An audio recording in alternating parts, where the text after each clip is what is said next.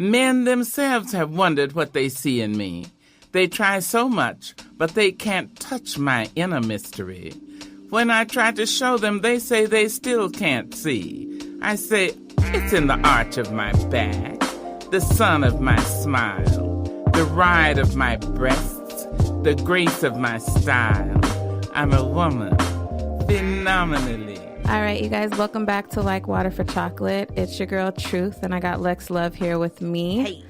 So, as you guys know, Lex wasn't with us last episode, but it was a great episode, and I thank her for the topic because it was really good. I got to be her voice, so I got to be double duty. That's right. But we appreciate Oak for coming on, giving us a little bit of her insight because she's very wise for her young years. We'll have to bring her back. Absolutely. On some other episodes. Yeah, we got some plans, that forum that we want to do, get Right. some open discussions going. So yeah, it went good, but I'm glad to see your face. I'm glad you're back. Hi, how I are know you? you've been on maid of honor duties, so how's that going? It's going. Today we have the bachelorette party, so we're going to get into some fun tonight, and then wedding's on the 22nd. Oh my God, it's coming so quick. It's coming so fast. This is my baby. I remember when she first announced that she was going to get married, and you were so excited, and it's like, it feels like this was just yesterday, and now it's wedding time. A year later, here we are. That's crazy. Right? Oh my gosh. But yeah, Trevor's great. I can't wait. I think I'm going to cry. I know you're going to cry. I'm going to cry, absolutely, and I have to think of my speech, which I'm slacking because I have not written my speech yet for her. You should just make it real short and dope. Yeah, right? No, because that's your baby. So I know it's going to get a little bit. Once you put your mind to it, I know it's some emotions are going to get write poured. something. It's going to go off the paper. It's going to be. Yeah. Those are the best. Yeah, those sure. are definitely the best because I know Brandon had to give his for Kyron's wedding. Aww. He didn't prepare nothing, but they've been friends since 9. So it just was an organic flow. Right. And then, like half of the people are going to be Mexican. So I don't know if I can throw in some Spanish or. Just a little bit. Should I throw in some Spanish? Poquito. Okay. But your parents are coming, and I know you're happy to see them. Yes, I am. So excited. I know your mom's going to want to see the baby more than you. She's going to be like, where's the baby? Yeah. She bought them the cutest little Mexican outfits. You're so funny. I can't wait to put the little dress on her. It's going to be so cute. But yeah, I'm picking them up today. So that's awesome. Well, I'm excited. Tell Erica I said congratulations. I will. And she deserves all of it because she's so sweet. She is, right? She's such a sweetheart. She's one of those people kid. Like you can't really say anything bad about her. No, you can't. She's just a good person, and that's hard to find. Yeah, she was raised very well. How was your week? What's going on? Me, just busy bee. Yeah. But it's good. It's been really good. It's been productive. My household has been productive. Even little Nemo. But no, like Gianni, they've been doing the intramurals for the basketball. So her and Brandon got that going on because he's coaching again this year. Yeah. He's so proud of his girls that are, going to be on his team because their grade point averages are high, which is most important to him. Yeah. So he said, I think if I'm getting the numbers wrong, babe, I'm sorry, but I think he said 9 out of 12 of his girls have a GPA higher than a 3.0. Wow. And there's only a couple that are under, but they're at least a 2.5. Gotta work at it. So for a Title I middle school where, English is like a second language and these kids are struggling with their education, to have that grade point average, that's awesome. Yeah. So that's been really good. So Ani's doing the basketball. They're doing this Girls on the Run for the National Girls. It started with the National Girls Day, but then they developed into something else. So she's training for that. She had a C. She brought me back a B, so she brought a grade up because she knows we don't do C's in our house. No. Because if she was a C student, I would let her be a C student, but she's not. Gianni's an A student. You know her potential. I know her potential. And so she's starting to feel herself. She's 13, so, the boys are starting to like her, but she got a crazy mom and dad. So, and your dad's a teacher at your school, so that's not really going to fly. The distractions are starting. They're starting to come, and she's starting to want to, be. But you guys got it, so yeah. But sometimes she scares me because I'm like, we'll be in the car and a song will come on and she'll know all the words, and it's the song that I don't want you to know all the words, and she knows these words, and I'm like, oh, my little ratchet, but she's still smart. She's still smart regardless of all of that. She's just finding herself in her personality, and she's singing. It's so yes, cute. and has stage fright, which is why when I posted those videos, we were in the dark. And she was like, I'm not going to look at you, Mom, but you can record me. And I'm like, okay, you can look like outside. So that's the start. Yeah. And then eventually I told her, I said, you want to go to LVA, baby? We're going to have to break you of this stage fright because you're going to have to perform in front of them, judges to get in. Oh, yeah. So that's what we're working at now because that's where she wants to go. Nice. So. Yeah, but the Taylor household has just been busy. That's Me nice. And all my Jamaican businesses, I got like 7. I just been trying to make it all happen. Absolutely. That's dope. But we have a special guest on the show, and we like to let our guests introduce themselves. So take it away, my dear. Hi, everyone. My name is Tiffany. I am a mental health technician here in Las Vegas, and I'm currently going to Nevada State to get my nursing license and degree. Awesome. I'm also I should be screaming this from the rooftops. I'm actually a member of the illustrious organization Zeta Phi Beta. Sorority Incorporated. Nice. So you're my husband, Sora. He's a Sigma. Yes, Sigma Loud. Blue and white. Well, it's definitely a pleasure having you on. The topic that we are going to discuss today is very near and dear to all of our hearts, and it's something that kind of gets swept under the rug in a sense. People don't really talk about it or, feel comfortable to talk about it. So we're going to do it for you.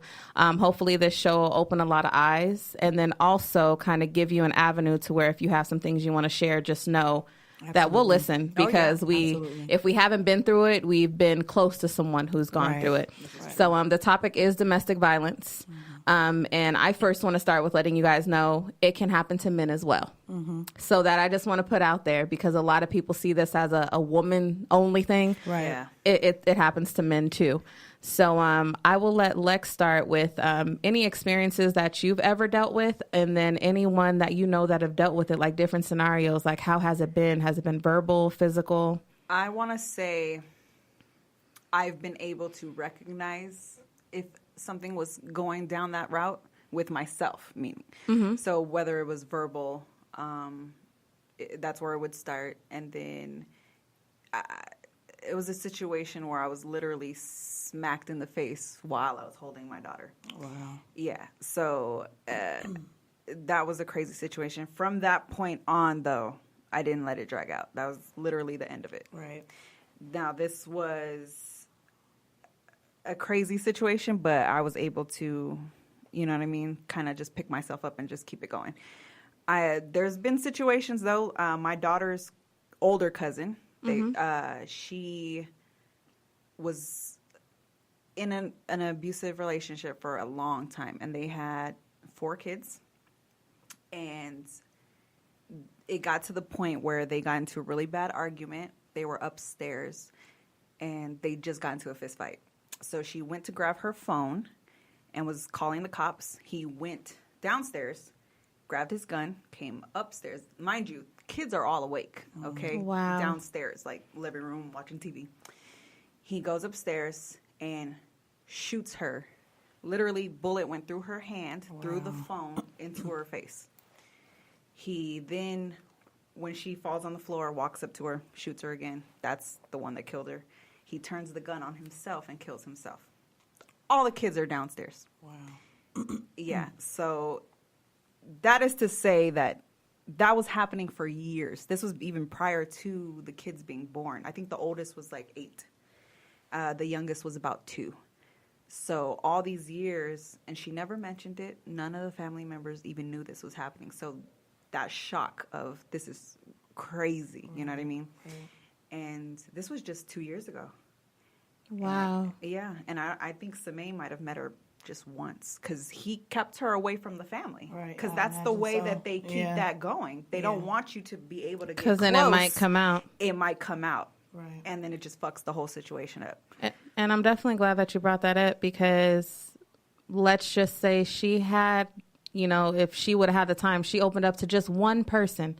If one person would have just had the knowledge of what was going on or even saw the signs, because sometimes the signs are there, but us as humans, we're just so programmed to just keep going and we're so focused on ourselves. We're not really paying attention to what's going on with everyone else. Right. I had a friend tell me that there's signs. Yeah. She said she would try to signal, something to her family without saying words while this person was around. Body language. So it's really just the paying close attention. Yeah. And I just wish she would have maybe told one or two people to where maybe that situation wouldn't have got that far, because then maybe they would have been able to help her get out. But it's harder than you think. Oh, absolutely. Getting out of a situation like that. Then you have all your kids, you know what I mean? Watching. And I'm sure they've seen some stuff too, Right. which is crazy to me in a sense, because the kids are so verbal, you know what I mean? They tell you everything. But I think maybe in situations like They this, were they're scared to talk. Yeah, Right. they don't want to mess the family up. They don't want mom to get in trouble. You Right. know? Well, let's look at the word, you know what I mean, that surrounds this particular situation, domestic. Like, when you think domicile, you think home, it's a private place. You know what I mean? Not a lot of people let outside people into What's going on at what's home. going on at home. Sure. So a lot of it has to do with the secrecy and the comfortability of being at home. It's like, if it's going on here, I don't have to deal with it when I leave here, you know. But then you'd have to return to it, and then, you know, have to deal with those issues when you get there. But speaking on that situation, like, if just one person could have said just one thing, or popped up a little more, or said hello, or picked up the phone to call, that could have made an impact on that situation. And I Right. find, like she said, there are signs, but they're harder to read when you're not looking for them. I was going to say, I think they had a beautiful 2-story home, like over off in Aliante Homes. Cars, they both were working. The kids were going to school. You know what I Absolutely. mean? I don't It just think looked any- normal it's from the business as outside. usual, yeah. Right. It's normal. It's hard to But I make it think known. sometimes if you ask at the right time, how are you? Right. Like, seriously, just ask, Right. how are you? Everything will spill out. Right. You know what I mean? But I think, yeah, like you said, people are moving, and we don't stop sometimes Right. to ask how we're doing. How you're doing, exactly. Yeah. And so, with that being said, you guys ask your friends and your family how they are. And I'm not saying that your family's getting beat on. Right. Right. I'm just saying Just the in simple general. how are yous, the face-to-face how are Right. yous says a lot. Because Absolutely. there's times where I'm asking Lex, you know, how are you? And she'll be like, oh, I'm good. And I'll be like, no, how are you? Right. And then I get like a long storybook Exactly. of what's really going on. People poke around just a little more. So you guys, those simple words, how are you? They make a lot of difference. So for you, how has it been, or have you experienced it, or have you just witnessed it? Do you have friends going through it? Quite honestly, it's a frequent thing around me. And again, I was, talking to you guys earlier. I was in a situation and didn't even know I was in a situation. It took for someone else to hear my story, or to hear me talk about it, to say, hey, you were dealing with something that could probably resulted into something ugly, but you got out of it when you did. I was with a young man who was verbally assaultive. Like, everything I did wasn't good enough. You know what I mean? And I was giving my best stuff. I was a good woman. I was working. I was educated. I was making sure he had food in his stomach. And it was like he was looking for a reason to create pain, where I guess it was internal, because he wasn't happy with the way his life was going, and he saw me moving a little bit too fast, and it was like, yo, slow down. But instead of just talking to me about it and me encouraging him and pushing him to do better for himself, he took it out on me in other ways. I was in school, in makeup school, and it was a trying time for me because it was very time consuming. I was going to work full time. At night, I was going here. My phone would blow up. And I mean, when I say blow up, I'm getting calls, text from him. Just, where you at? What are you doing? Who you with? And it became to the point where I had insecurities for myself. And I'm like deleting social media and, deleting people who I've known for years out of my phone from talking to them, just to pacify his thoughts and feelings. And that, to me, like I said, is a form of domestic violence, because why do I have to suffer because you're unhappy? Absolutely. And it was like, talk to me. I asked you, like you said, just how are you doing? And that's your opportunity to say, look, babe, I'm dealing with some stuff at work and blah, blah, blah, or my finances aren't what I want them to be. communicate. You know what I mean? And if you communicate, you definitely will see a different result. But, what made me walk away from that situation is that he wasn't respectful to me, not only behind closed doors, but in public. And I didn't like that. I don't want to be somewhere and people are looking at me like, what are you doing? Like, this isn't you. Like, why are you letting him talk to you like that? Why are you letting him treat you like that? You deserve better. You deserve better. And it was a situation where I found out that he was cheating. Naturally, right? He was cheating, and he was a little reckless. I walked in on him in the bathroom on the phone having a conversation with the young lady, and I was done at that point. Yeah. I asked him to leave. Yeah. He didn't want to. He created this big scene, and he raised his hand to pop me in the mouth. And what set it off for me is that I could have reacted a different way. But I recognize that if you don't have respect for me, you don't have respect for yourself. This can go any way. Yeah. So let me just say, leave. If you do not leave, I will call the police and let that be that. And I never spoke or seen him ever again. And I'm happy because it could have resulted into something like the further. situation that you were talking about. Yeah, absolutely. So do you guys think that hurt people? Hurt people? Absolutely. Yeah. Absolutely. Or they hurt themselves, but if they don't have an outlet for that hurt, or they don't know how to properly communicate that they're hurting, they only know to act out. Right. So not only in domestic violence, or it can be sibling violence. It can be as far as for like the suicide. It can go many different ways. If they don't have an outlet, whether it's having that one friend or that one relative that you can really talk to that keeps you going, if you don't have that one person to talk to, you are gonna have to let it out somewhere. Absolutely. Yeah. And unfortunately, when you're in a relationship, the person that you're with, especially if you live together, that person gets all of your emotions, whether it's the goods, the bad, the indifferent, you get it all. Right. Because you're with that person every single day. Yeah. And so with me, I never quite dealt with it fully. So I got hit once by a male. Now, everybody knows I'm a little rough around the edges. So at that time, I didn't see it as domestic violence. Right. I saw it as, this motherfucker hit me. It's time to fight. Right. And so all the signs were there. He was very angry all the time, talked to me crazy, cussed me out. We go into screaming bats all the time. I'm young. I don't really know any different. And then the one time I want to say hit me, he pushed me and I fell to the floor and I hit my head. I laid there for a minute and I was like, did I really just get pushed to the ground? Right. And the crazy in me snapped and I went in the kitchen and I got to throwing knives. That's just how it happened. I'm glad they all, for the most part, missed, because that could have went wrong if I had that good aim. But at the time, I didn't know that I was going through so much with this person for so long, and I could have left a long time. I could have let that go a long time ago. I became insecure. I stayed single for a long time after that. Preach. Because I didn't realize that it was because of this one individual I didn't trust. I didn't want to trust. I didn't want to give my energy anymore.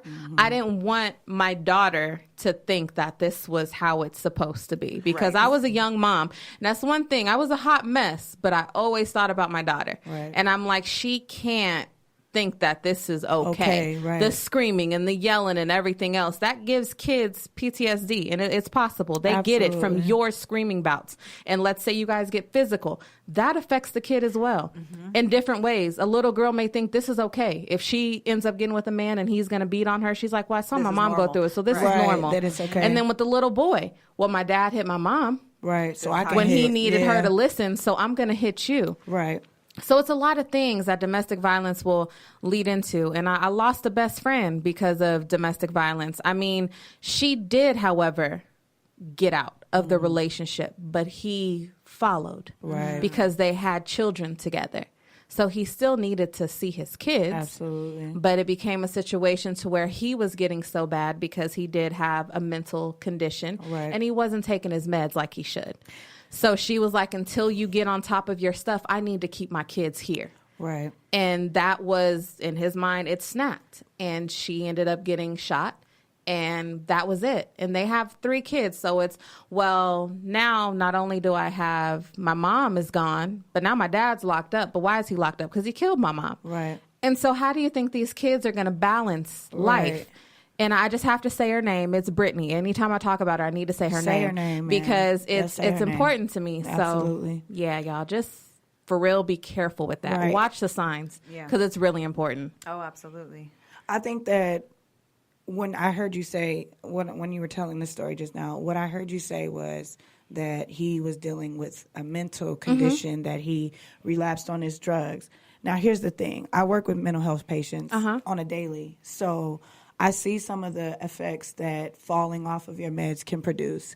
And my question would be, where was his support system? Exactly. Not saying his wife or his child's mother wasn't his support system, but his mother, his father, his brothers or friends, anybody that's around him that knows that he suffers from this condition. Yeah. That's why a lot of people get lost in these situations, because they lack support where they need it. Where was the person that's going to stabilize them to make sure, hey, you got to take your meds, or hey, we got to go follow up. Let's go see this doctor, or let's go see this, or, how are you feeling today? Like you said, one simple conversation could change the path of the rest of the day. Absolutely. And a lot of the patients that I see, a lot of them just want somebody to talk to. Yep. Like absolutely. You could start off having such a horrible day, and it takes for one person to walk by and say, hey, why you got that frown on your face? What's going on? You want to talk about it?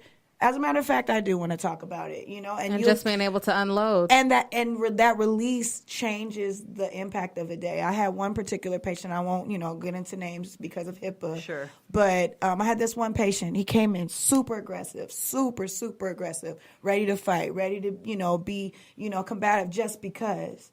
And it took for someone to approach him differently. A lot of people, they react to what they're getting. If you have that empathy and you kind of take control of it without, giving in to whatever it is that they're going through. Right. And you turn it and spin it to where you want it to go in a different direction. His whole attitude changed. He was smiling. He was laughing. He was joking. It was a 360. So for this particular situation, it's like, where was his support system?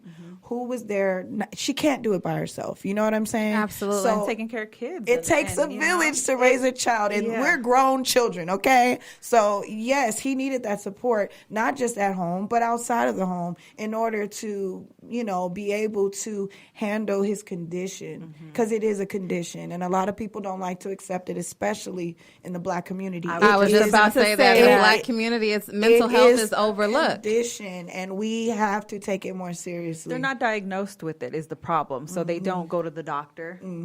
Black men especially, there's a lot of Black men who are bipolar. Yeah, there's a lot absolutely. of Black women who are schizophrenic. Absolutely. And they don't know this because they don't go. Yeah. Like, So and the I luckily, oh my goodness, I am one of those people to where, what do they call it? Like, I Google all my symptoms. So, oh my God, MD I have cancer. But that's when I really was like, you know what? I think I have anxiety, the mood swings, the way that I would snap, and then I would be happy, and then I would get like frantic, and my heart would start racing, and I'm like, what is going on with me? When that started happening, we talked to each other. We had to talk. That. Yes, I talked to her more than anybody else. We let those symptoms out, and we bounced them off of each other, and we both realized we diagnosed ourselves. We were dealing with anxiety, literally heart palpitations. We both been to the ER for this shit. Right. Like, we really thought we were gonna die. Right. It gets to that point, and for no reason at all is the scary part. We all.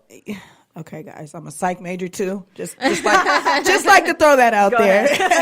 I'm actually reading up on cognitive and behavioral traits among adults, emerging adults, as well as just adults in general. And a lot of things is that a lot of our issues are dormant inside of us because it's like a mental thing. We get programmed to think things are a certain way because of how we're raised, because what we're subjected to, and a lot of times that carries over into our adulthood. So how you are as a child, how you're brought up, that's why it's like they say, raise a child up how you want them to go and they'll never lose their way. I believe that wholeheartedly because like you said, look into the situation with domestic violence, if a young man is exposed to his mother and father going at it the way that they do, what do you expect him to do when he becomes an adult? Right. If he's constantly exposed to verbal attacks, physical attacks, emotional attacks, naturally, that's what he's going to carry on to in his adulthood, unless there's some type of resource that can come in and intervene, which, like you said, would be that support system, that outlet, that release to be able to go in a different direction. You are a product of your environment. Exactly. At the end of the day. And I think that's what helped me in that situation where I got smacked, automatically think, that's wrong. Right. You're leaving. You know what I mean? Because I didn't. Like, my parents, I've heard them bicker about soap or something. Right. You know what I mean? Like, that's as far Small as they let it go. Right. Yeah. Any other conversations were dealt with in their room. I'm not aware of anything that ever happened. Right. They kept it away from us. Right. And how many times have you heard that? Well, what did you do to deserve it? Wait, what? Oh, my God. Like, the wrong thing that's to what say. throws me off the most. And What did you do? I'm going to Yeah. give you guys an example. You guys remember Evelyn Lozada and that I do. Chad And Chad Ochocinco? Ochocinco, Yeah. Now, we watched that unfold. You know what I mean? We seen her on the TV show. She's super turned up. You know, she a Latina. She Puerto Rican like me. We do have a crazy side. I'm not going to say we don't have it. We do. But I don't think that just because this person is known to have a temper that she deserved to be headbutted by somebody that's definitely physically stronger than her and who could probably have addressed the situation a lot differently. So for me, like, just because she's this way, that way, or the third does not justify a person's reason to attack a person physically. Exactly. You know, if you know that this young lady is a live wire, remove yourself from the situation. Walk away, drive off. Like, it was several different ways he could have approached that situation that wouldn't have resulted in a physical attack on the person that he, quote unquote, claimed to love. And it definitely can be handled different because I am a live wire. And Mr. Taylor has to deal with me and all of my craziness. He is because there'll be times where I will just finally just snap and I'll go off. And instead of going back and forth with me, he just be like, you know what? I'm done talking. I'm going to go outside. Right. Or I'm going to go downstairs. I'm going to let you have that. I'm going to let you have it. The one time we didn't do the walk away, it almost got into a physical bout. Like, I was ready to fight. And he was too, because I pushed all the buttons. I'm a button pusher. I can admit it. I am a button pusher. And so I am thankful that I have a man who recognizes when he is at that boiling point. Right. And will be like, you know what? Right. Let me remove myself from this situation. I'll come back in a moment, or we'll talk tomorrow. And he will literally wake up the next day and we'll have a conversation like last night didn't happen. That's excellent. And then we'll be able to talk. I'll wake up with an attitude because I'll be like, I didn't get to get it off my chest, so I still got an attitude. But that's us as women. Got to be complicated. You got to be complicated just a little. bit, yeah. But there's a lot of men who don't have that self-control yet. They don't really, they think that walking away means you're a punk. Right. Or that you didn't, handle it. You ain't handle your business. Men and women, I need you to know, number one, you're supposed to keep your hands to yourself. Right. Because men get beat on too. Absolutely. And yes, it can happen. There's a lot of people that think it cannot be so. Well, men are stronger, and there's some strong ass women. Right. But domestic violence starts with, like you said earlier, it's a mental thing. Yes. Once they get inside of your head and make you feel a certain kind of way, they make you feel small. Right. They make you feel Inadequate. weak. Yeah. They make you feel like they are completely in control. Absolutely. So a woman can do this to a man. And when I first put on Facebook and asked a few of my friends to share with me their stories, I got a lot of women, but I did get one man. And I appreciate you, sir, for actually, messaging me and letting me know that you were a victim, and it's something that you still haven't gotten over, and it's been 10 years. Yeah. Wow. And he's not a small man. Right. So size doesn't matter. Doesn't mean he's a bitch. Doesn't mean he's any less than a man. And I need you guys to get that out of your head, because that's why they don't talk about it. Exactly. He was just in a situation to where he felt small. Right. And she was able to dictate everything and take control of everything they had going. And also get physical with him. Right. He was also raised to not hit a woman. Absolutely. So regardless of how many times she hit him, he didn't hit back. Right. He just took it. And then after a while, he just kept taking it. and she saw that he was going to keep taking it, so she kept pushing. And that's the crazy part, because to me, like you said, the men are victimized in other ways. They may not necessarily. We look at the gender roles that men and women play, and we automatically assume, oh, it's not happening to a man because of physicality. That's not it. So look at a situation where a man might be making less than his spouse or his mate, or, you know, he might not be pulling forth the weight that the woman is, and she hovers that or waves that over his head. That's a form of domestic violence. Yeah. You calling him out his name, calling him lazy, calling him ain't shit nigga. Like, all of these things, you know, equate to me, domestic violence, because you're provoking him. It's the same thing you were saying. Like, she's breaking him down to pump herself You're up 'cause she's bullying. feeling You're some type of bullying way. him. And Right. and it, like you said, it makes him feel inadequate or less than a man. After a while, he's like, all right, I'm going to show you what less of a man can do. And then And he really could have handled it a whole lot different. Right. Yeah. And that's why women, honestly, like, I understand there's women who are like, you know, I wish a man would, but we do not hit as hard as men. At all. We just don't. They were built a little different. Their strength comes from a different place. Yep. Don't attack a man and not expect to get hit back sometimes, because you put yourself in that position. Now, I'm not saying in any way, shape, or form, men, it's okay to, you know, really give her one. But if you attack a man and he hits you back, don't play the victim. You can't play the victim. So to me, that's like a thin line, because there's some women that say that they were in domestic violence type relationships, but then I'm finding out that you were hitting on this man, and it finally was that one time where he just had enough, and he, you know, gave you one back. Right. And like I said, it's not right. It's still men, you are stronger. But I can understand after so much, you snap and you lose it. However, try not to punch her, shake her a little bit, maybe grab her, because you guys Move can't her out grab the us. way. Get out the way, girl. But women, that doesn't give you the green light to hit on your man or hit on any man, because you're not a man, and if he hits you back, it's gonna hurt. Yeah. And you can't play victim after that, because you've hit him. And that's what made him hit you. So there's a thin line between those type of situations, because there's some situations to where these people are beating on each other. Right. And they're both dealing with that abuse from each other. Right. That's toxic to people. Yeah, I had seen a video. I'm in this little group on Facebook. Shout out to my uncouth people out there. I'm in this group, and, you know, a lot of the interactions that we have is more so for entertainment value, laugh, humor, whatever. But very seldomly we'll get like those serious topics and discussions that come through. And one in particular, someone posted a video of a girl standing outside of a club just tearing this man down, cussing him out, all in his face, pointing, doing all this extra stuff. And everybody's out watching it.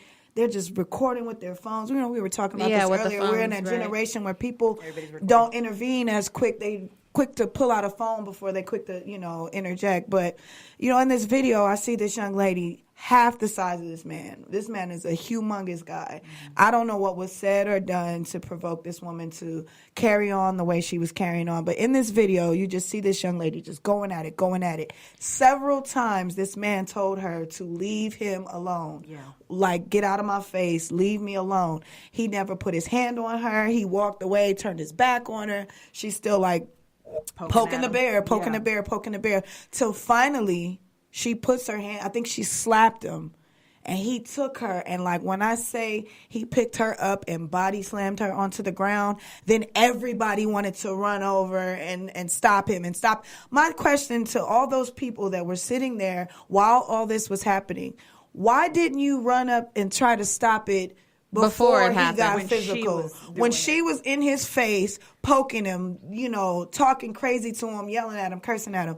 Why does it take for a man to put his hands on a woman, or vice versa, for someone to intervene? You recognize the signs. You see that there's an issue there. Why not step in before it becomes physical and someone's at risk of either going to jail or getting hurt? Because people like drama. They're waiting for that explosive. They want to see it happen. Exactly. They want to see it happen. Yeah, that's and then crazy. they want to talk about how after it happened they had to go and rush and save her and help her. But you could have saved her from getting body slammed if you would have intervened and now a little bit sooner. And now he's the one. villain. Exactly. Now he's the bad person. But yet you sat and watched this young man tell this young lady several times, "Hey, get out of my face." Because he knows his limits. Exactly. He knows how much he can take. That's why he was trying to keep from getting to that point. Now, I'm not condoning the fact that he picked her up and body slammed her, because he could have found a way to get into his car and leave. Right. Or regardless of the fact. But women, please, we have to learn that. I don't want to say stay in your place. That's not correct. Like I say, you played yourself. We have to understand that if they react, they react. Exactly. And don't label it domestic violence. Just don't do that. I don't like that, because domestic violence is a whole different ballgame. So if you are provoking and you're hitting and you're in this man's face, like you said she was, and he just happens to react, yeah, he's wrong, kind of. Okay, no, he's wrong, y'all. But I think in that situation, she was ultimately wanted him to do it for the reaction. Mm-hmm. Right. She needed that to make it go away. Right. Whatever was boiling up in her, she needed that to snap her out of it. But once that happened, do you think she reported it, or do you think she just let it go? She let it go. But who would side with her, considering that there's video out there circulating showing that she's the aggressor? Like you said, we're not saying that it was okay for him to pick her up and body slam her. However, this man can argue self-defense easily. I think in that type of situation, I would argue that she is probably the abuser in this whole relationship. Yeah. And he just finally lost not the it. first time that has happened. Absolutely. Which is why she kept poking, because she knows he's going to react the one time and it's going to dead after that. She was the abuser. Right. You know what I mean? And then we hear stories like, I'm not sure if you guys seen the documentary Chris Brown put out. I saw that but I didn't watch the he whole put thing. in I'm waiting. like in-depth detail. You know, everybody was waiting on him to say his side of the story. Rihanna You know, we've situation, seen the countless interviews from other people as well as Rihanna The herself. pictures. The pictures, like the photograph was horrific. I'm not even gonna lie. But in that sense, when this man opened up his mouth to speak on the incident, not once did he villainize her to make her look like a bad person. He simply said that we both were in a situation that we probably shouldn't have been in. He had said in this documentary that several times she's went upside his head, or he'd be sitting there and she got aggressive and he walked away from it. And I don't know, maybe too much liquor in the system and they're in a situation where they're very emotional and very intense, and maybe she might have an insecurity and he might have an insecurity, and ultimately it resulted in an argument that you know, made this young lady sustain physical injuries. But I have to question, what did we do? Not you or me. What did we do to put ourselves in this type of situation? To where it got this bad. Absolutely. Like, you knew you probably shouldn't have got in that car when you sensed that she had attitude. And this young lady has been known to put her hands on you in the heat of an argument. Yeah. So at that moment, you should have said, you know what, babe, go ahead and take the car. I'm just going to take a cab home, or something to that effect. And then take it home. And then again, you have to question going home. If you know that you guys are known to go physical with one another, stay away. Stay away. Mm-hmm. Go get a room or stay with a friend. Like, there has to be accountability at that point, because you cannot say, oh, she provoked, he provoked, when you know what can happen in the state of emotion. And because we didn't know the full story, everybody assumed it was just him. That it was him, yeah. You know, and because he didn't sustain any physical injuries or whatever, you know, of course they're gonna side with the woman. And I like I said, I don't condone a man putting his hands on a woman, but at the same time, like you said, don't put yourself in a situation where you're going at it with this man, and not expect him to retaliate, because he might have blacked out at that moment, because you might have hit him a little bit too hard, or you went upside his head, or you kicked him, or you bit him, or you did whatever, and it made him flashback to something that he experienced when he was a young boy. Because as we all know, this young man didn't grow up with a father, and the father that he did encounter was a physically abusive to his mother. So we know that there's signs, we know that there's a history, and you got to put yourself in a better position to not be able to be exposed to situations like that. And that's also not knowing who you're with. Right. Know who you're with. Absolutely. Or cared about how he grew up and his situation, maybe she wouldn't have came at him that way, you know what I mean? And then maybe again, then she would have, because sometimes, I mean, she may have deeper rooted issues to where, regardless of your past, this is still me. I just feel like once a relationship gets toxic, it's hard for us to just walk away from a relationship, especially those toxic ones, because they're addicting in a sense, and it's bad. It's like we're addicted to the hurt and the pain, and we feel like this is the norm. And you guys, it's not. No. Toxic relationships, dealing with crying and yelling and screaming and getting to that point to where you're even thinking about hitting this individual, that's a problem. Right. That right there is a sign that, hey, I need to take a step back. Yeah. I need to reevaluate this whole relationship. Is this person worth me potentially putting my hands on them and possibly going to jail? Right. If you got kids together, I understand that it gets a little bit more touchy because you don't want to leave the household. However, do you want your kids to see the type of things that you guys do?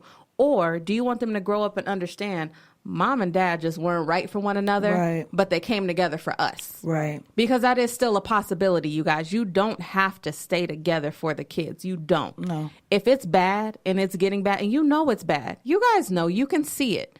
If it is, stop it before it happens. Right. Now, there are other situations to where you really think you know this person.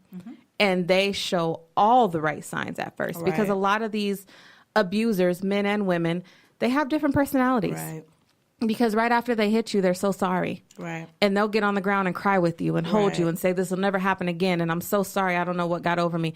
That's a mental problem. Right. They got some other things going on. They're finessing you. Absolutely. Yeah. And they say a lot, I guess that's how pimps break their hoes. Yeah. The finessing. Because they will beat you. So you're scared.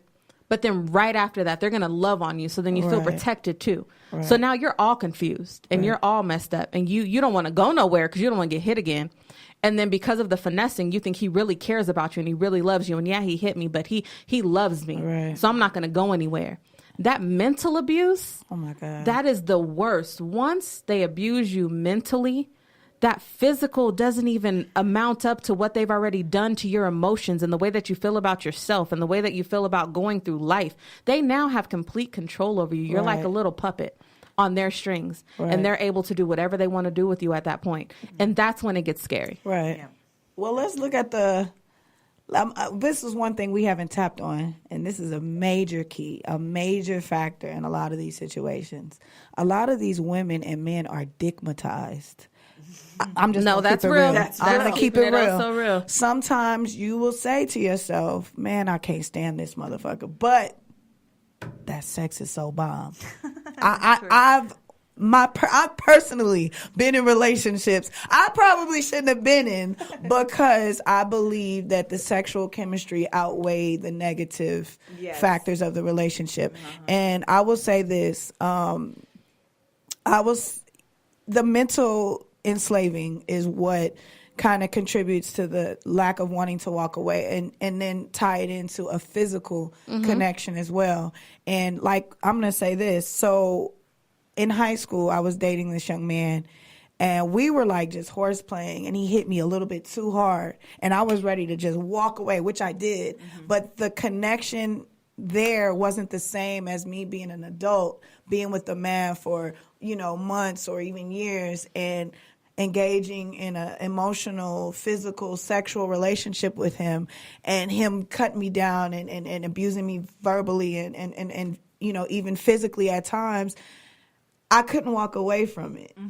Whereas when you're in high school, you're younger, that ain't right. You hitting me? I don't do that. I don't do guys that hit me. Like, that was my attitude. Yeah. But then when I got older, it was like, yeah, it's easier said than done. You know what I mean? No, it definitely is. I definitely think that's why it's so important. I had seen this movie, and the young lady in the movie said, before you become intimate with the man, know everything there is that you need to know about him before you lay with him. Right. Not necessarily saying that you're going to know everything. You're still going to learn as you go, but find out the most important things about a man. See where he comes from. I know it might seem like hard because we're in the generation where, you know, people have like, oh, I just need to see if there's a good. Yeah, it's everything's so fast. But, you know, the courting, we got to get back to that. Like you said, the front to front physical, because you can't tell a man's tone or a woman's tone over a text. Right. You know what I'm saying? Right. Yeah, I got in trouble with yes. that a couple of times. What are you saying? Find out everything you need to know about a man or a woman, because you want to know what you're getting yourself into ultimately if you're looking for something, you know, a little bit more long term, you know. And then it will outweigh the sex. The foundation. Right. You know, okay, I've seen how he is when he's mad. I've seen how he is when he's sad. I've seen how he is when he's depressed. Sure. So you're actually saying, and I'm not saying don't wait until you see all these things before you have sex with him. What I'm saying is find out who you're getting yourself involved with. And once you see something, because those red flags will go up quick when you're looking for them. But when you're so blinded by the fact, oh, he look good, or oh, he has a nice body, or he dresses nice, oh, he smells good. Those are all physical attributes. Mm-hmm. We need to get down to those, you know, mental attributes and those mental qualities and characteristics that are going to let us know, are we compatible? Yes. Are we compatible? And if we aren't, this might not be the situation for you. Right. Because do you think that with the abuse, that can be just with this particular person, and maybe the next relationship there's no abuse? Right. You know what I mean? It's like what you're saying. You have to be compatible, because then all this other shit that's resonating within you is going to come up in a horrible way. And find out what your triggers are. What are you doing to trigger these situations? Yeah. Like, I'm not saying, you know, we all have our faults. Like you said, you know that your husband knows your limits and knows how you are, so he knows when to walk away. Mm-hmm. We as women and men have to know what our personal vices are that produce negative responses. So if we know, hey, I know that when I'm around this, you know, this type of situation, I can get a little grumpy. Mm-hmm. And communicate that. Exactly. If they know exactly. that and they respect that, then they'll walk away. Like right. And it all goes to communication too. Yeah. If you're in a situation, a lot of times the reason why, and so I've heard from a lot of the people, thank you so much, you guys who shared, a lot of people who shared their stories with me of domestic violence said that there was really not too much communication in the house. There would be a situation that would happen. It would upset one of them, and then they would harness that. They wouldn't talk about it, and then they would just have an outburst. And then it would start being verbal, then it would turn into physical, because they've been harnessing this thing, and they haven't let you know that it bothered them, that you may have just said a wrong word, right? But that word it's stuck in their brain, right. And now they're harnessing it. And when they finally do put their hands on you, they're like, well, you shouldn't have said such this, and such. Right. And you're like, that was like 2 weeks ago. Right, wait, why didn't you talk to me about this? And that was legit one of the stories that was told to me. She said that I guess they were at an outing, and she said something like jokingly, like, oh, I'm not going to make his plate. Joking. But she got up, she made the plate. She was just making a joke out of it. Like, I'm not his slave or something like that, she said. Right. So he laughed. Everybody laughed. She's thinking it was nothing. She still, she made the plate because this is what she does. But I guess he harnessed that. He held on to that. Embarrassed. And she said 2 weeks later, they were, I think she said they were folding clothes or something. And she was folding one of his shirts. And he was like, oh, no, you don't have to fold my stuff because I don't want you to think you're my slave. Wow. And she's like, wait, what? She forgot about the whole plate maker. She forgot about that whole situation. Wow. So when he said that, she's confused. Like, what are you talking about? Like, I always fold your clothes. What do you mean? And he went off after that. Scary. Like, completely went off. And he was like, you think that you're a slave? I'll show you're a slave. And got a belt and started literally whooping her like a slave. She said, Whitney, he really did it for about a good 20 minutes. That's traumatic. Wow. She said, and then he dropped it and went back to folding clothes. She said, I didn't know what to do. I didn't know what to think. Wow. At that moment, she said, I was literally lost. Wow, that's scary. And she stayed with this person, and she said that was the start of it.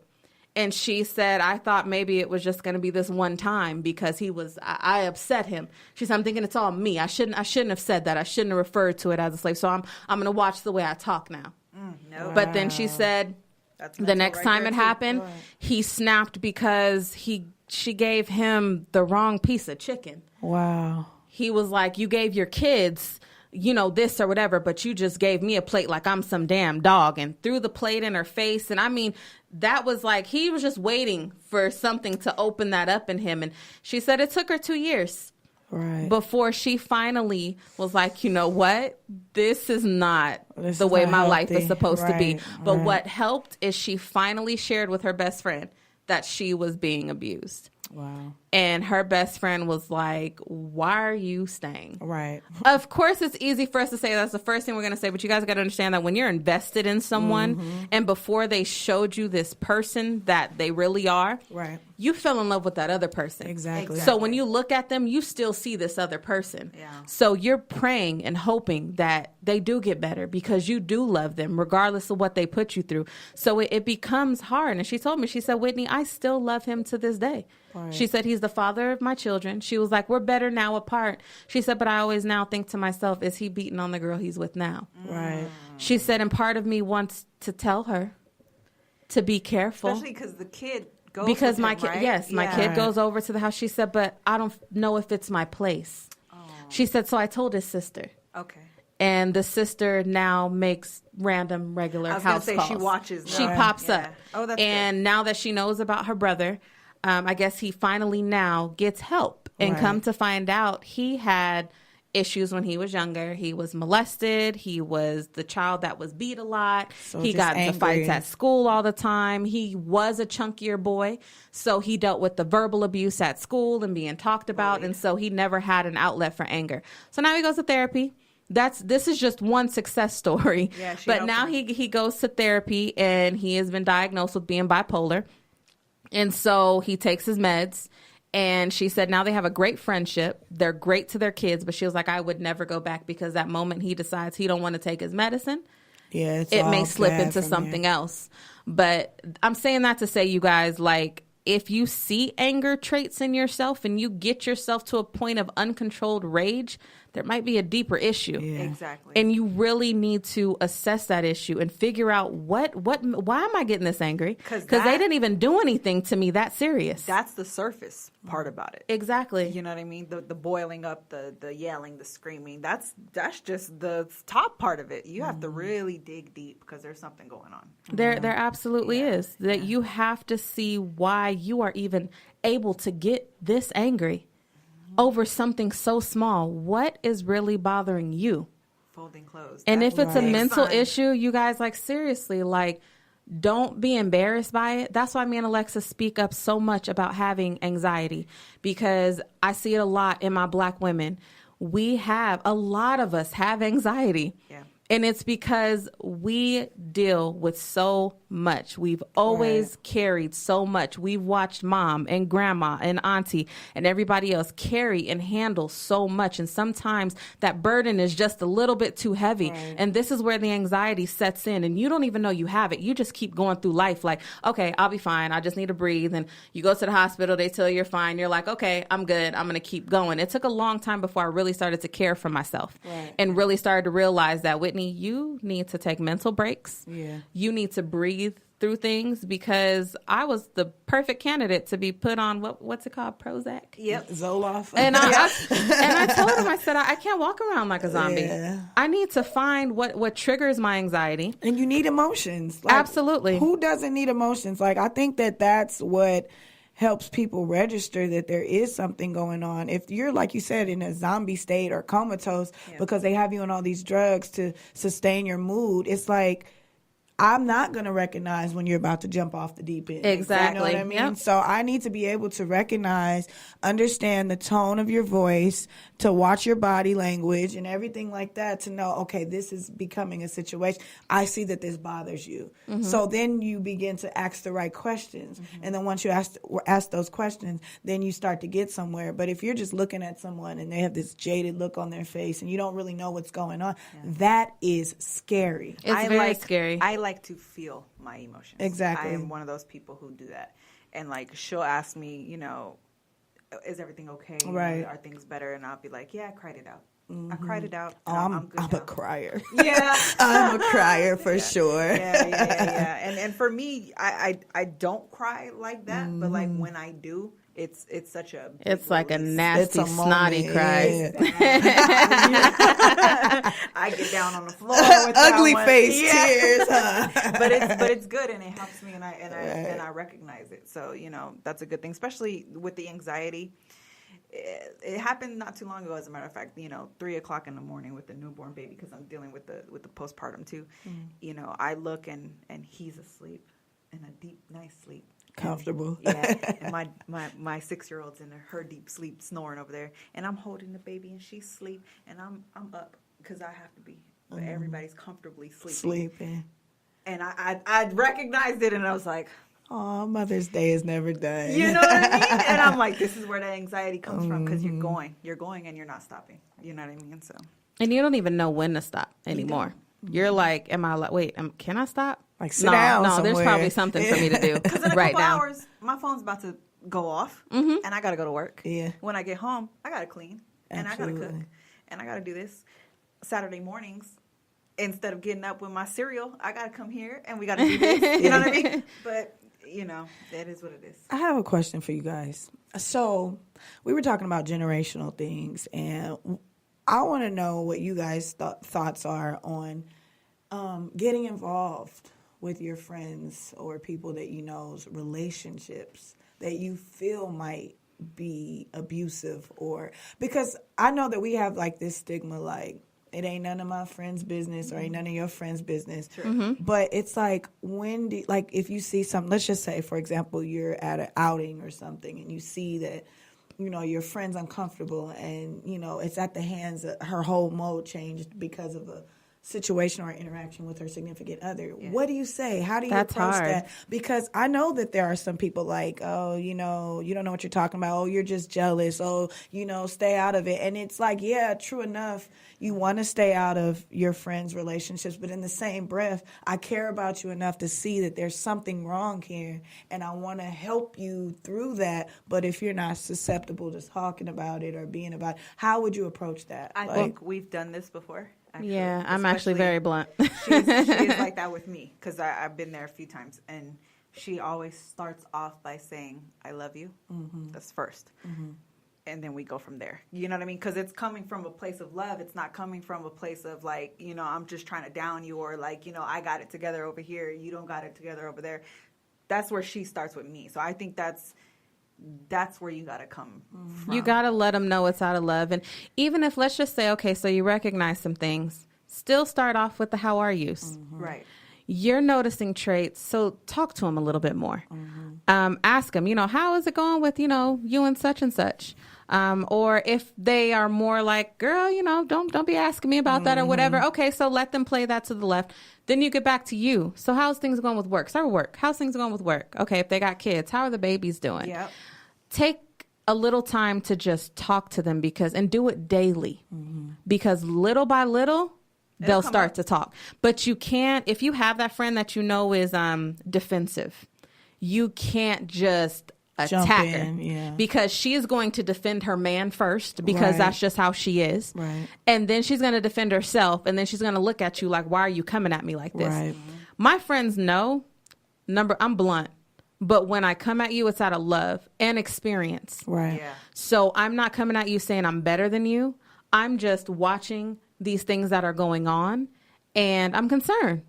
I'm genuinely concerned because I see my friend, I know my friend, and you're not acting like my friend. So what's up? I need to know what's going on. But you can't approach everybody like that, because I do have another best friend who more so I've learned to just listen to her. If she asks my opinion, I'll give it to her. But I know that she is a woman that is going to do things her way. Right. She understands that she has friends and family who love and care about her and who want to see her live a certain life. But she's like, if I'm not happy living this life y'all want me to live, let me do what I want to do and just love me through it all. Right. Yeah. And so I'm fine with that because we've made that peace. However, she knows if something gets a little bit outrageous, guess what? You can hate me for a month, but I'm going to jump in because I'm that friend. Because if something happens and you didn't then I'm going to feel bad. Then you're going to feel bad. The guilt, you carry the guilt. The guilt, yeah. Yeah, so I did have a friend who I recognized the signs of abuse, not necessarily physically, but more so mentally and verbally. And I was very concerned. And I didn't know how to approach it because in the past, I've seen how she reacted to other people in, intervening in her relationships. And because I was so close to her, I didn't want to. Just because I valued our friendship and I would hate for things to go left over a misunderstanding. Yeah. So I just played the situation close. So I would be like, watch them how they're out, when they're out, see how her mode is when she leaves him. Like if we're going out for lunch or we're going out, shopping or something, and I see her intensity when she looks at the phone or when he picks up the phone to call her. And I would drop little hints, and say little things subtly. But again, I had to tread lightly over the situation because I didn't want the littlest things to set her off to make her feel like I'm all in her business. Or attacking her. Or attacking, right, or judging her. Yeah, exactly. Judging is the big one, yeah. Yeah, so it ended up being that she was dealing with a situation where the young man wasn't, feeling good about himself. Like I said before, he didn't have his stuff together, and he let her know that every chance he got. And it got to the point, they didn't have kids or anything, but it was just like, all right, you're unhappy, I'm unhappy. You know what I mean? Like, what are we doing? You know what I mean? So she started to see the light slowly, and then after she made the decision to be like, you know what? I kind of felt like you knew something, but I wasn't ready to talk about it. And so when she finally talked about it, she laid it all out by the wayside. So I felt better for it because she saw me being a little bit more engaging with her, being a little bit more inquisitive about her thoughts and her feelings and her emotions. And it ended up, like you said, resulting in a success story because it could have been something detrimental to her health, right? Mentally and physically. So I was just happy that she was able to recognize it. She walked away from it on her own, but she knew that she had someone standing by. That's what we were saying earlier with the story that I told. Had she had someone even a little bit rub up on her, maybe she could have gotten out of that situation. Right. Sometimes they need to know that there's someone there. Right. Someone, this is my saving grace over here. When this is, you know what I mean? So then she got out of that situation. She can recognize it after that. And then you see it's glorified on TV, films, and things like that. And, you see these Medea plays and movies and stuff. And there's always some woman getting abused in some way. And we're quick to say, oh, girl, that could never be me. Oh, it couldn't be me. But it could, and it could happen so fast. All the while going home to it every day. Oh, yeah. Absolutely. And also, you guys, a lot of people don't feel comfortable talking about what's going on with people they know because of the judgment aspect. So to those of you, all I say is there are people for you to talk to that have never met you ever. Your first encounter will be you going to talk to them about what's going on. And if that works better for you, do that. If you're worried about mama and them saying something about your relationship or auntie and them talking about you or your friends gossiping about, and if you got them kind of friends, you don't need them friends. You don't. Exactly. But you don't. But I know that sometimes family is not everybody's safeness. Sometimes you're wanting to get away from family. And one of the reasons why you hopped into this abusive relationship is because you wanted someone. Regardless of him putting hands on you, you needed to feel something. It could be daddy issues. It could be whatever. There's so many reasons why women stick with these men regardless of the situation. And I am not one to judge because I don't know your story. Right. However, just know that there are people willing to, even if it's just listen. If you don't want them to call the cops, they don't have to. No. If you don't want them to step in, they don't have to. But sometimes you talking about it and hearing it come out of your own mouth, you play it back in your head and you're like, wait, I was just talking about me. I'm the girl that I said I never wanted to be. Right. I'm the weak woman that I don't want my daughter to be. So even sometimes just hearing yourself talk about yourself in your situation will help you. But you have to talk, because staying silent and staying muzzled is what's going to keep you there. And it's definitely going to be a longer healing process if you don't talk about it. I love talking about my issues. Right. My husband don't understand it, but hey, Fred, he'll keep a lot of his emotions in, and then he'll just deal with it on his own, and then he'll get up the next day and like nothing ever happened. Me, I need to talk to somebody. It could be 1:00 in the morning. Hey, Lex, you up? That'll be the way that I send the message, and she'll be like, I wasn't, but what's up? And I'll be like, look, this, and this happened. Work is stressing me out. I feel like a failure. I don't think that I'm, doing the things I need to be doing in life. I don't know if Brandon loves me anymore. I'm dealing with my own little insecurity. If I didn't have her to talk to, that it would fester in me. And I would really start believing these things. But after I reread my messages, I'm like, Whitney, what the hell? What were you going through? Like, was it really that bad, or were you just having a bad day? And so talking, you guys, like seriously, we stress communication on all of our shows. We do. Because it's vital. Absolutely. Talking about something, you guys have no idea, like seriously, it can truly set you free. Like it really can. Sometimes, like especially with me, I don't even really need an answer back. Sometimes I just need you to be my diary. I just need to say it all out, because then I can register what I'm saying. It's like what you were saying. Sometimes you say it back to yourself like, damn, am I really tripping like that? You know what I mean? That's what I have to do. Oh, guys, I'm about to get super emotional. Right? I know. Like, I feel like this was a blessing, guys, because for a long time, I felt like I wasn't good enough. You know what I mean? Dealing with the fact that I had so many failed relationships, and it could have just been my selection in the type of men that I was dating. We young. He cute. We get caught up on the wrong things in terms of looking for an ideal mate or a suitor. And for me, like, for a long time, I was depressed. For a long time, I had low self-esteem. I felt like, when a person who actually genuinely came and gave me a sincere compliment, I couldn't take it. I couldn't receive it, because I'm so used to hearing, you ain't this and you ain't that. And it became a point, like I said, I had to question myself.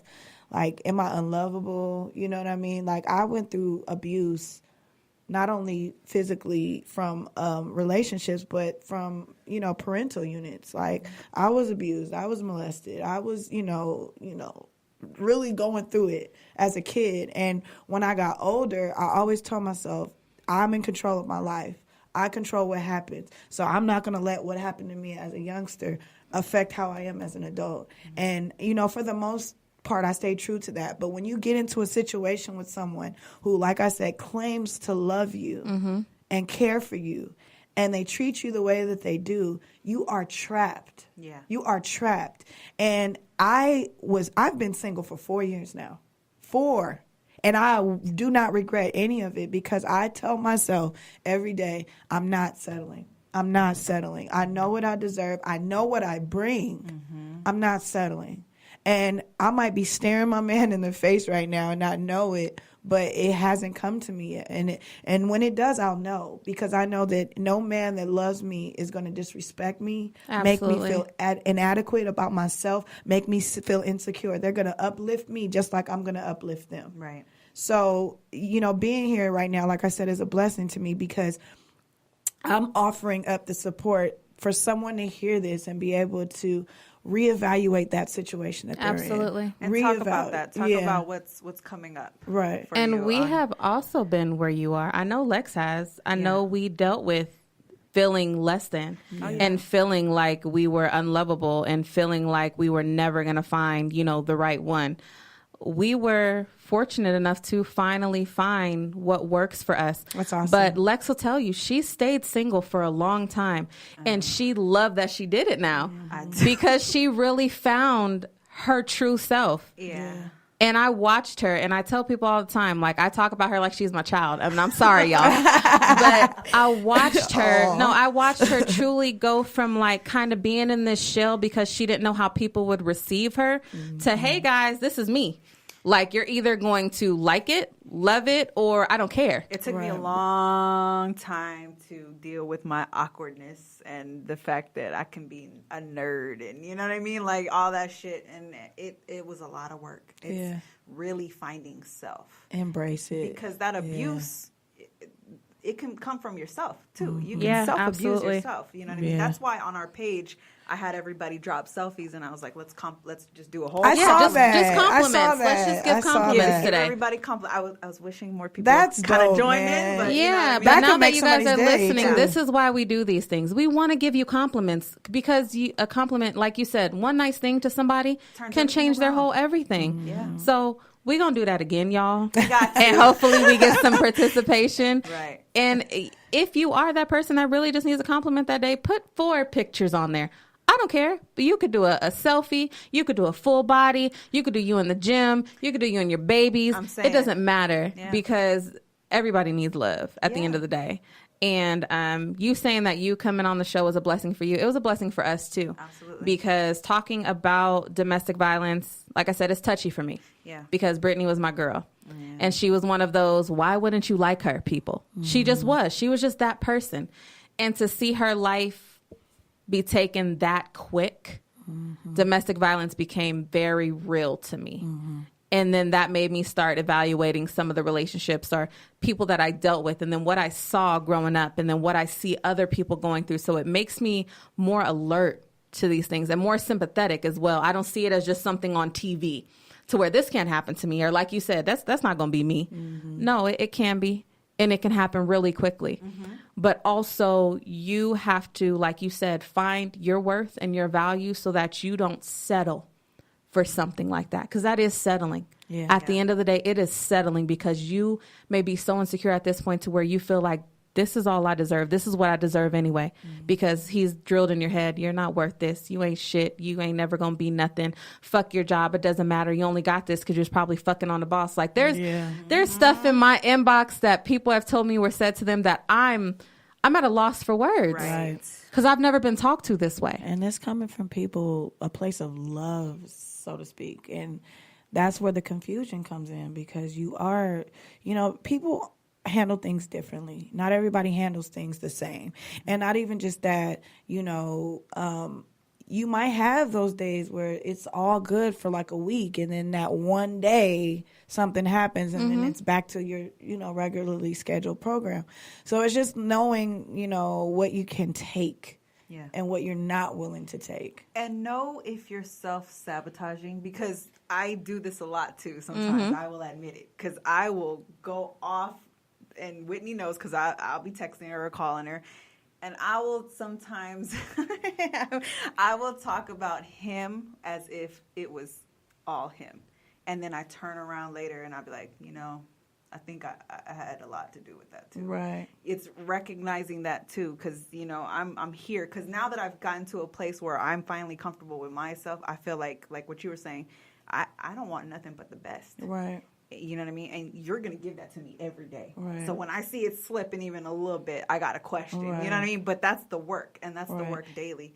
And that's our mind working. We overthink a lot. And I think because it has a lot to do with experience. Like, when you've gone through some stuff and you see, like, you recognize those signs, and it may not even be that, but because your mind is so programmed, that's it. You think, oh, he's just like the rest, or oh, he's just like. I self-sabotage a lot, okay? Now, and it's not that because I've been through shit. You know what I'm saying? So for me, yes, I'm gonna overthink some stuff. I'm gonna look at the overall picture because at the end of the day, I know what I've been through. You may not know what I've been through, but I know what I've been through. And in order for me to get past that hump, I have to see something in you that lets me know I don't have anything to worry about. Yeah. And I'm just going to let you know from experience, that moment may not come. You have been through some stuff, as we all have, and you're always going to have a little bit of reserve. When it came to me and Brandon, I self-sabotaged a lot. I put that man through a lot at the very beginning of our relationship, to the point to where one day he literally just grabbed me, looked at me, and he said, I am not them. I didn't realize that I was putting him in this same category and fighting him when he's not the one that did this to me. Right. And we do that it's unknowingly. We don't know we're doing it. And so I pray that you find someone who is willing to recognize the fact that you have been through some things. Right. But this woman beyond these layers is amazing. And if I can just get through these layers, she's going to be perfect. And so it's really up to him knowing himself, right? Because you've been through something and you can't change that. Right. You have it. That's you. That's a part of you. That's a part of the beautifulness that comes with you, because with diamonds, they go through a lot before they become beautiful diamonds. Oh, yeah. With pearls, they go through a lot before they become beautiful pearls. And so he has to know that you come with that. In order to get a diamond, everything's not going to be all, smooth. Right. She's been through some shit. Right. So I have to be secure enough to let her know, I'm here for you. Right. Let's work out these issues together. Right. And men, I know that a lot of you, and women too, I don't want nobody with no baggage. Everybody comes with history. Everybody. Yeah. And if they know it, they own it, and they share it with you, if you can handle it, cool. But if you can't, don't waste any of my time. Because this is me. I'm telling you me. I'm showing you my truth. Right. Either you accept my truth, or let's not even waste any more time. Right. But don't feel that you have to water down what you've been through. Right. Because it was you and it happened to you. Mm-hmm. So there are going to be some times where you may have a little bit more of an attitude.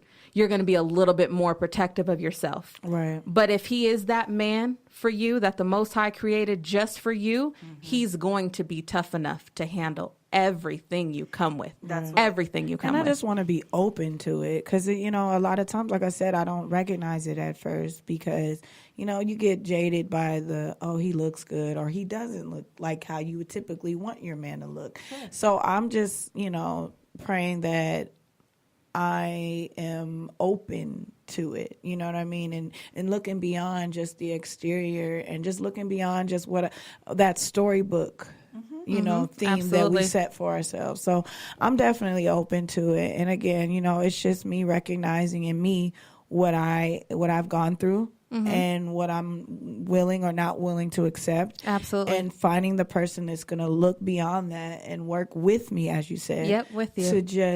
To build, And another thing that I find with this generation of dating is that we don't go that extra route. We don't go that, I remember it was a point where a guy had to come to my front door to come and greet me for a date or an outing, or pick up the phone and call me and say, hey, are you busy? Are you free Saturday night? I want to take you out, blah, blah, blah, blah, blah. Now it's just a text away. Right. We're just, let's just go to the crib, order pizza. No, I want to go out, because honestly, going out and seeing people out and how they interact out is going to give you a lot. Right. Because when you're in the privacy of your own home, things do happen a lot differently than it would if you were out at a bar or at a restaurant or at a movie theater or anything of that nature, because you're seeing their organic interaction with other people as well. Move, Absolutely. They speak, the way they introduce you. Does his body language change or his tone change when he's in front of certain people? Exactly. And pay attention to the people he surrounds himself with. That's a big one. Females too. If you see that, she's got friends that are a little bit more ratchet and they like to be out and be seen and this, and that's not something that you want in a mate, you have to recognize that as well. If she dresses a certain way and it provokes the attention from the opposite sex that you may not particularly be comfortable with, you have to recognize that as well. So knowing and recognize and paying attention to the surroundings and things that and the people that they place in their lives, because they're going to be people that you're going to be encountering as well. So it's a reflection of who they are. They say birds of a feather. They may not always flock together, but for the most part, they do. So you have an upcoming event for domestic violence, and I want you to give us a little bit of information about it before we wrap up the show, just in case we have those listeners that are looking for the perfect stranger to talk to. Okay. Well, I like I said before, I attend Nevada State College. I'm currently a pre-nursing major there. My sorority, Zeta Phi Beta, Sorority Incorporated is doing an event in light of Domestic Violence Awareness Month. We're doing a workshop, and basically what this workshop is a platform for people to come in and have a conscious conversation about such a delicate issue. Like I said before, like people are dealing with it that you wouldn't think is dealing with it. And because they don't have an outlet or a resource to be able to seek the help that they need, they keep it to themselves, and it ends up constituting something else. So this event, I hope, will serve as a vehicle for people to be able to, release, get information, educate yourselves, and we have a speaker coming from Safe Nest, which is an organization that offers temporary assistance to people in domestic crisis. Mm-hmm. And he'll be doing a presentation as well as opening the floor to questions and answers, because this young man who's speaking has dealt with this firsthand. He works for a company or an organization that deals specifically with these types of victims. Mm-hmm. So this is going to be on Monday, October 23rd. It'll be on the campus of Nevada State College in the RSC building. Okay.